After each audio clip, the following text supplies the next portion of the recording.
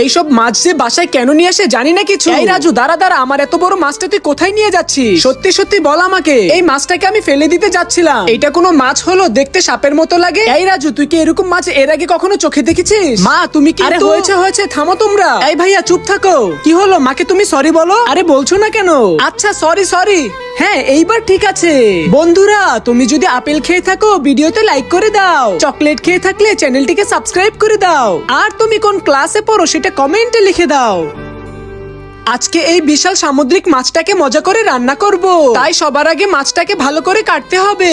সামান্য রসুন তেলে একটু ভেজে নিতে হবে, তারপরে আদাগুলো ভেজে নিতে হবে। এরপরে এই সামুদ্রিক মাছটাকে তেলে কিছুক্ষণ ভেজে নিতে হবে। এরপরে মাছের উপরে বিভিন্ন ধরনের মশলা ঢেলে দিতে হবে। তারপরে কিছুক্ষণ আগুনে এই মাছটাকে রান্না করলে রেসিপিটা একদম তৈরি হয়ে যাবে। কইরে তোরা, চালো চলো এইদিকে আয়, রান্না করা শেষ। দেখ খেয়ে কেমন হয়েছে। আরে মা, তুমি আগে খেয়ে দেখো কেমন হয়েছে। না রে বাবা, তুই আগে খা, তুই খেলে আমার খাওয়া হয়ে যাবে।